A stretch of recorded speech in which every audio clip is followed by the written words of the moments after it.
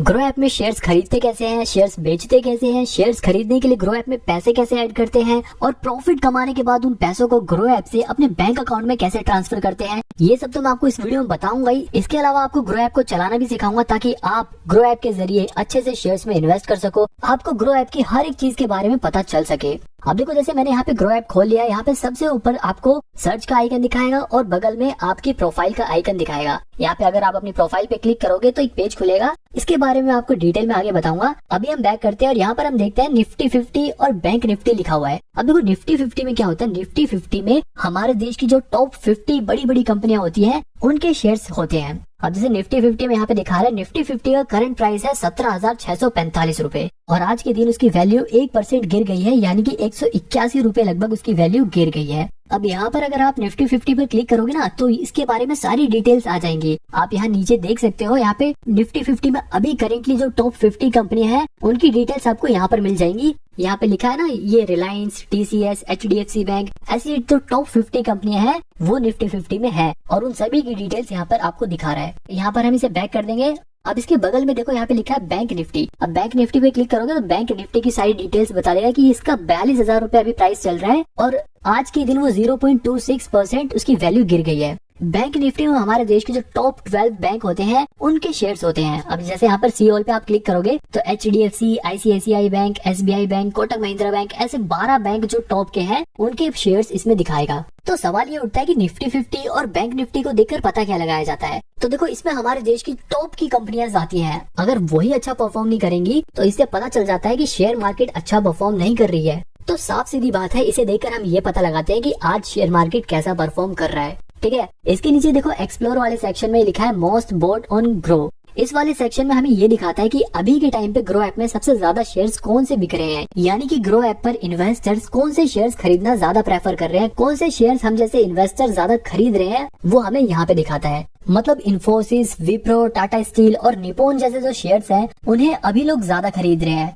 अब नीचे यहाँ पे देखो, यहाँ पे लिखा है प्रोडक्ट्स एंड टूल, यानी कि ग्रो ऐप आपको कौन कौन सी चीजों में इन्वेस्ट करने के लिए ऑप्शंस प्रोवाइड कराता है। जैसे अगर आप फ्यूचर एंड ऑप्शंस में इन्वेस्ट करना चाहते हो तो आपको यहाँ पर क्लिक करना होगा।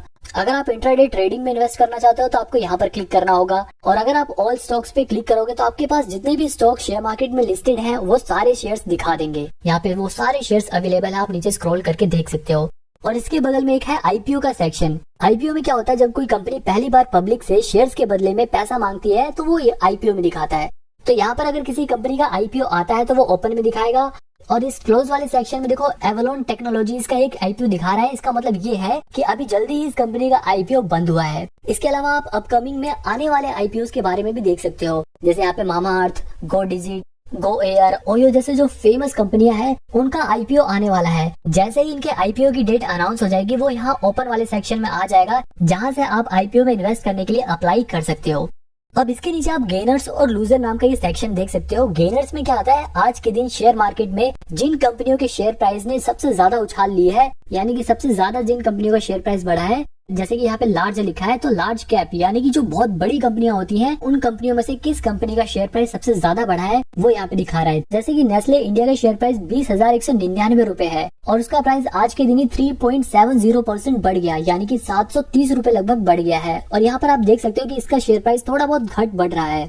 ऐसे ही इंटरग्लोब एविएशन नाम का एक और शेयर दिखा रहा है। अडानी ग्रीन का भी दिखा रहा है कि आज के दिन 22 रूपए उसका शेयर प्राइस बढ़ा है। अब देखो, इस लार्ज, मिड और स्मॉल का मतलब क्या होता है। स्मॉल कैप में हमें छोटी कंपनियां दिखाती हैं जिनका मार्केट साइज थोड़ा छोटा होता है। मतलब स्मॉल कैप छोटी कंपनियां, मिड कैप उससे बड़ी कंपनियां और लार्ज कैप सबसे बड़ी कंपनियां। अब जैसे यहाँ पर आप स्मॉल कैप में छोटी कंपनियां जिनका शेयर प्राइस बढ़ा है वो देख सकते हो। मिड कैप में जिन कंपनियों का शेयर प्राइस बढ़ा है आप यहाँ पे वो भी देख सकते हो। ऐसे ही आप टॉप लूजर्स भी देख सकते हो कि लार्ज कैप में किन कंपनियों के शेयर प्राइस गिरे हैं। यहाँ पे देखो, आप इन्फोसिस का शेयर आज के दिन 10.76% गिर गया, यानी कि आज के दिन उसकी वैल्यू लगभग 150 रूपए गिर गई है। ऐसे ही मिड कैप में आने वाली इन कंपनियों के भी शेयर प्राइस आज गिरे हैं।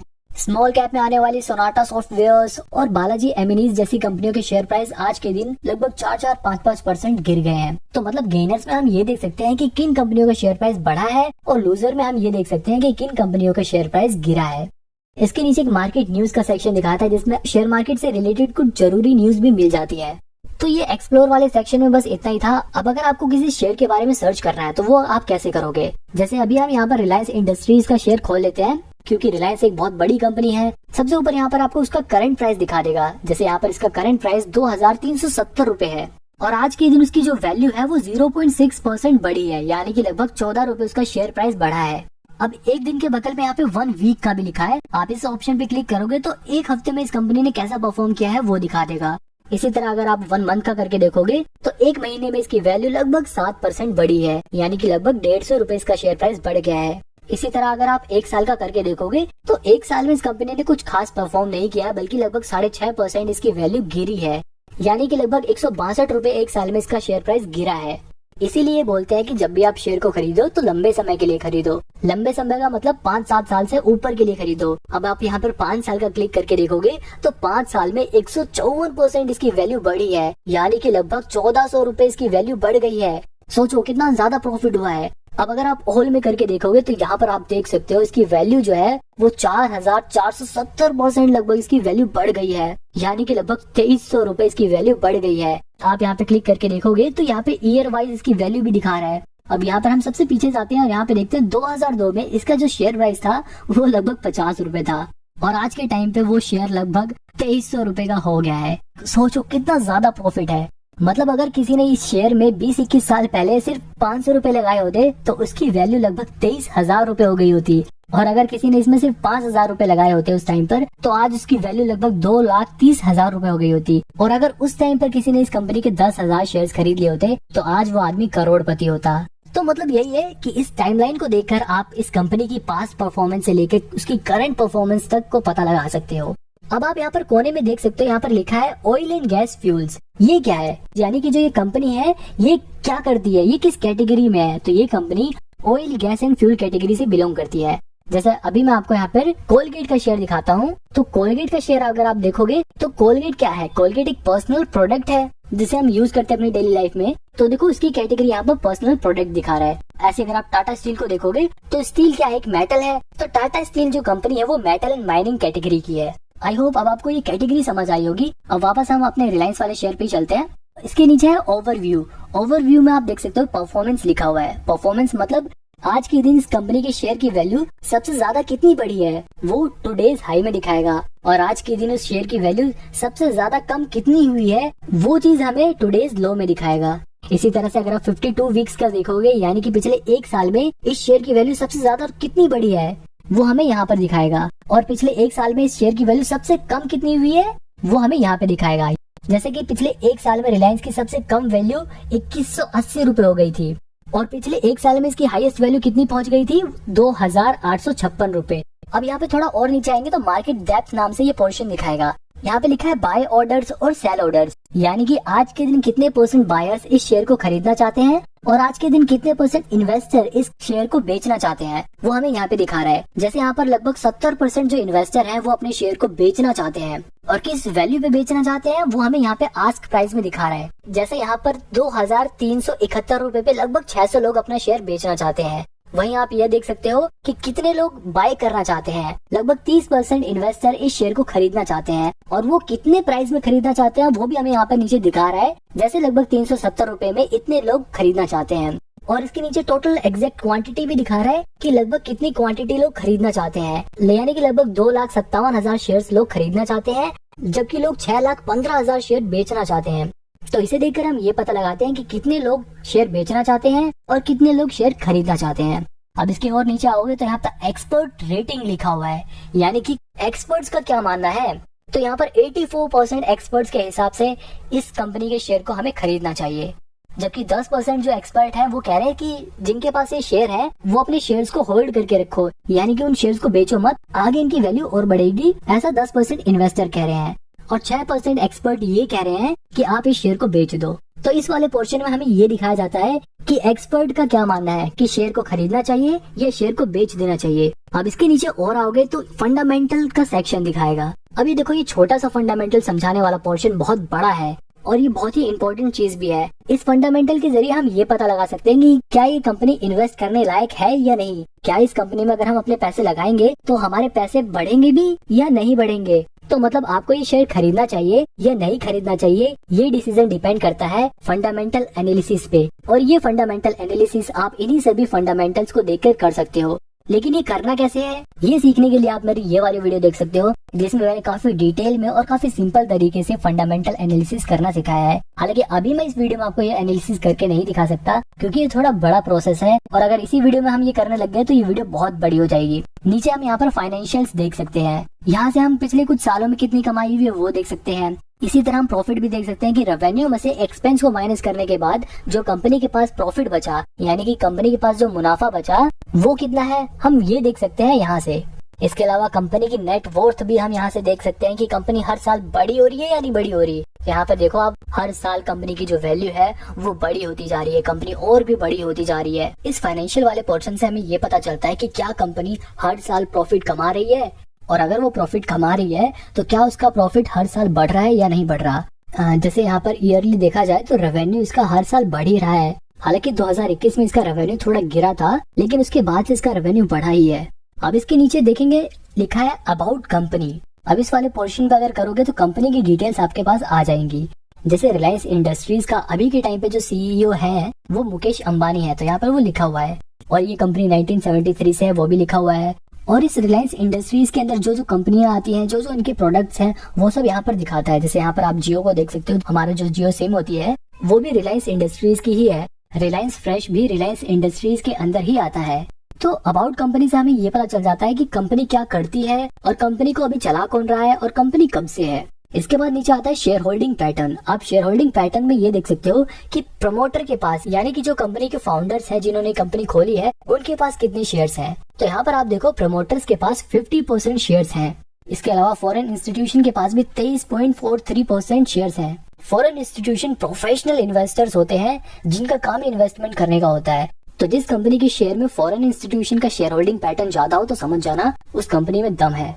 ऐसे रिटेल का पोर्शन दिखा रहा है 11.64%, यानी कि हम जैसे आम जो इन्वेस्टर हैं उनके पास 11.64% शेयर है। इसके अलावा डोमेस्टिक इंस्टीट्यूशन के पास भी 8.6% शेयर है। डोमेस्टिक इंस्टीट्यूशन में भी फॉरेन इंस्टीट्यूशन की तरह प्रोफेशनल इन्वेस्टर ही होते हैं। इसके अलावा इसमें 5.81% म्यूचुअल फंड का भी पैसा लगा हुआ है, यानी कि जिन लोगों ने म्यूचुअल फंड में पैसा लगाया था उनके एजेंट्स ने इस कंपनी के शेयर में भी इन्वेस्ट कर रखा है। तो शेयर होल्डिंग पैटर्न को देखकर हम यही पता लगाते हैं कि किसके पास कितने शेयर होते हैं। अब इसको थोड़ा और स्क्रॉल करोगे तो नीचे दिखा है टॉप म्यूचुअल फंड इन्वेस्टेड, यानी कि जो ये 5.8% म्यूचुअल फंड वाला पैसा इसमें लगा हुआ है, तो आखिर वो कौन सी म्यूचुअल फंड है जिन्होंने इसमें पैसा लगाया है। तो इसमें ICICI, HDFC index, UTI Nifty, Aditya Birla जैसे म्यूचुअल फंड्स ने इन्वेस्ट कर रखा है। अब इसके थोड़ा और नीचे आते हैं और यहाँ पर हम देखते हैं सिमिलर स्टॉक्स, यानी कि रिलायंस इंडस्ट्रीज जैसी और भी कंपनियों के जो शेयर्स हैं वो हमें यहाँ पे दिखाता है। जैसे यहाँ पर ऊपर आपने देखा था कि ये company oil gas and fuel category से है, तो ऐसे ही नीचे यहाँ पर उसके सिमिलर स्टॉक्स दिखा रहे हैं, सिमिलर ऐसी कंपनियों के शेयर्स दिखा रहा है। जैसे यहाँ पर इंडियन ऑयल कॉर्पोरेशन का शेयर भी दिखा रहा है, भारत पेट्रोलियम का शेयर दिखा रहा है। इंडस्ट्रीज से मिलती जुलती जो कंपनियां हैं उनके शेयर्स यहाँ पे दिखाएगा, उनके शेयर का प्राइस यहाँ पे दिखाएगा। अब यहाँ पे अगर आप वापस ऊपर आते हो, यहाँ पे एक न्यूज वाला सेक्शन है, न्यूज पे क्लिक करोगे तो इस शेयर से रिलेटेड जो भी न्यूज है वो यहाँ पर दिखा देगा।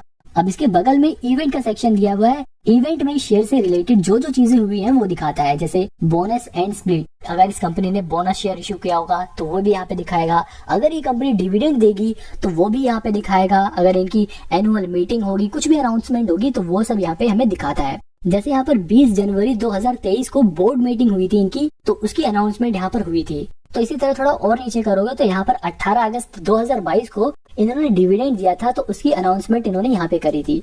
तो मतलब यहाँ पर इस कंपनी की शेयर से रिलेटेड जो भी अनाउंसमेंट होती है वो यहाँ पर दिखाया जाता है इवेंट वाले पोर्शन में। अब इसके बगल में है FNO। FNO का मतलब आप यहाँ से फ्यूचर एंड ऑप्शंस में इन्वेस्ट कर सकते हो, लेकिन अभी मैं आपको सिर्फ नॉर्मल शेयर्स में इन्वेस्ट करना सिखाऊंगा। तो वापस हम ओवरव्यू पे जाते हैं। अब अगर मेरे को ग्रो ऐप में शेयर खरीदना है तो मैं वो शेयर कैसे खरीदूंगा। तो देखो, ग्रो ऐप में अगर आपको शेयर खरीदना है तो सबसे पहले आपको इसमें पैसे ऐड करने पड़ेंगे। तो हम वापस बैक करते हैं और वापस होम स्क्रीन पर पहुंच जाते हैं। अब देखो, यहाँ पर अपनी आप प्रोफाइल पे क्लिक करोगे ना तो यहाँ पर ये वाला सेक्शन खुल जाएगा। यहाँ पे देखो ऐड मनी वाले पोर्शन में ना, यहाँ पे मेरे पास अभी 1199 रुपए दिखा रहा है। अगर मेरे को इसमें पैसे ऐड करने हैं तो मैं वो कैसे करूंगा, मैं यहाँ ऐड मनी वाले पोर्शन पे क्लिक करूंगा। अब मेरे को जितने भी रुपए यहाँ पर ऐड करने हैं मैं वो अमाउंट डाल देता हूँ। सपोज करो मेरे को यहाँ पर 100 रुपए ऐड करने हैं। आप 100 रुपए से कम ऐड नहीं कर सकते, इससे ज्यादा आप ऐड कर सकते हो। तो मैं यहाँ पे 100 रुपए ऐड करके दिखाता हूँ। अब यहाँ पे देखो बाय डिफॉल्ट नेट बैंकिंग का ऑप्शन दिखा रहा है, लेकिन मेरे को नेट बैंकिंग से पैसे ऐड नहीं करने, मेरे को यूपीआई से पैसे ऐड करने हैं। तो मैं यहाँ पे जो एरो है ये यहाँ पे क्लिक करूंगा।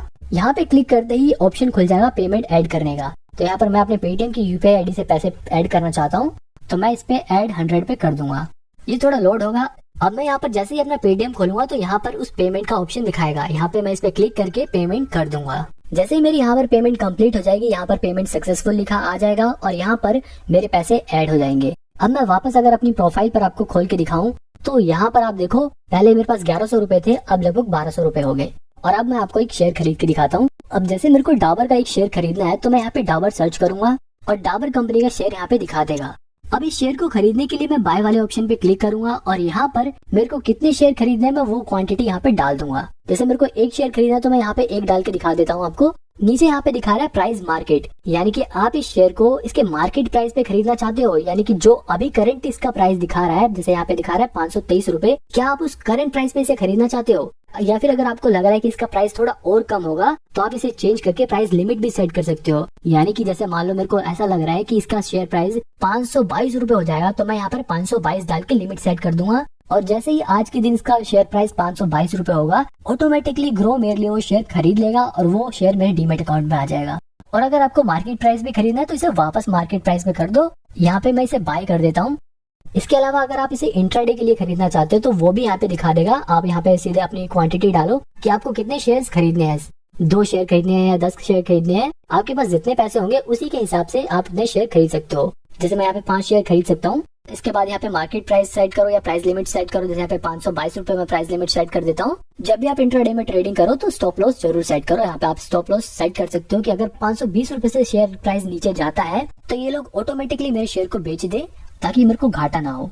तो डिलीवरी का मतलब ये है आप शेयर को एक दिन से ज्यादा के लिए खरीदोगे, यानी कि आप 1 महीने, 1 साल, 5 साल, 10 साल, मतलब आप एक दिन से ज्यादा के लिए जब भी शेयर को खरीदो तो डिलीवरी में आता है। और अगर आपको शेयर आज ही खरीदना है और आज ही बेचना है, आपको बेसिकली आपको ट्रेडिंग करनी है, तो वो इंट्राडे में आता है।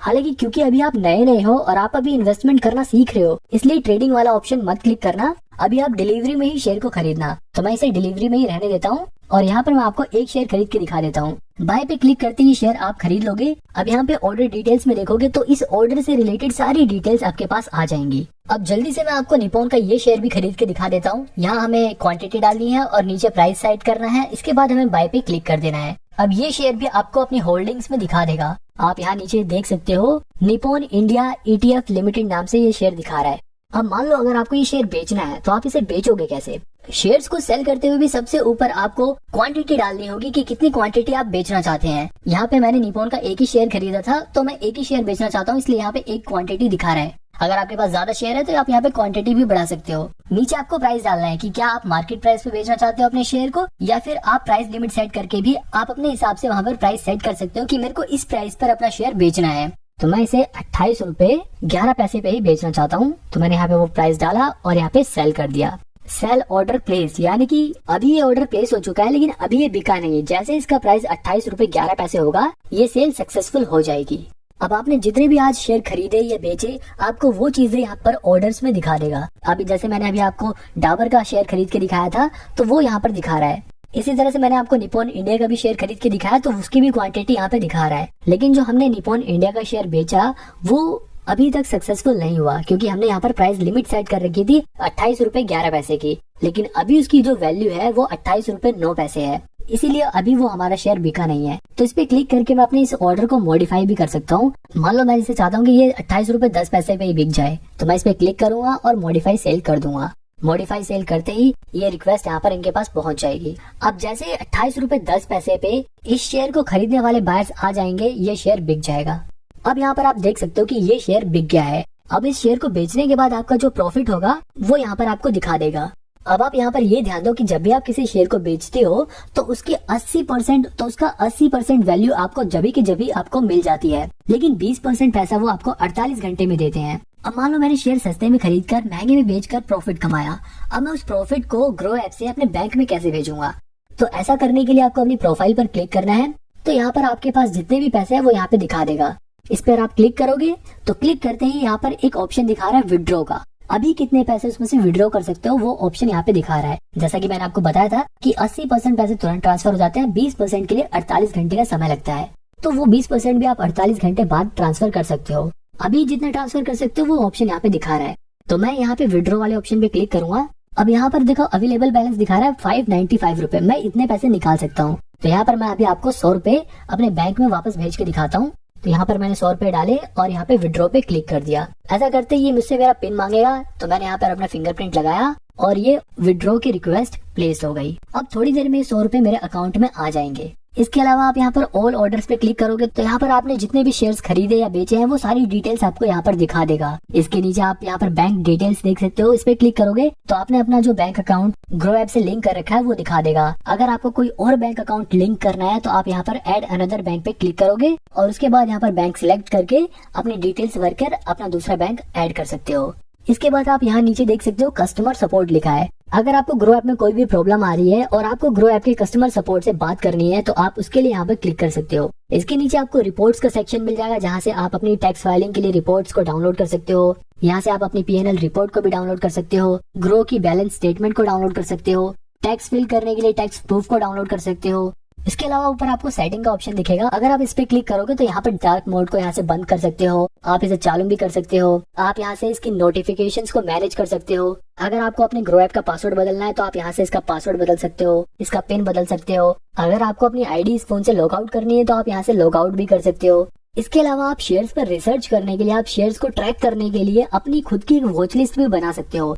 यानी कि अगर आपकी किसी शेयर के ऊपर नजर है और आप उसके शेयर प्राइस को ट्रैक करना चाहते हो कि कब उसका शेयर प्राइस घट रहा है, कब बढ़ रहा है, आपको ये जानना है तो आप उसको अपनी वॉच लिस्ट में ऐड कर सकते हो। जैसे मैंने यहाँ पर अपने नाम से एक वॉच लिस्ट बना रखी है, तो यहाँ पर आप अपने हिसाब से भी कोई सी भी एक वॉच लिस्ट बना सकते हो। अब देखो म्यूचुअल फंड्स के बारे में मैं आपको किसी और वीडियो में बताऊंगा, ये वीडियो बहुत बड़ी हो गई है। अगर आपको म्यूचुअल फंड के बारे में जानना है तो आप मेरे को कमेंट में बताना, मैं उसके ऊपर सेपरेट वीडियो बनाऊंगा और सब कुछ उसमें डिटेल में एक्सप्लेन करूंगा। आई होप आपको इस वीडियो से मदद मिले और चैनल को सब्सक्राइब करके आप फंडामेंटल एनालिसिस सीखने के लिए ये वाली वीडियो देख सकते हो।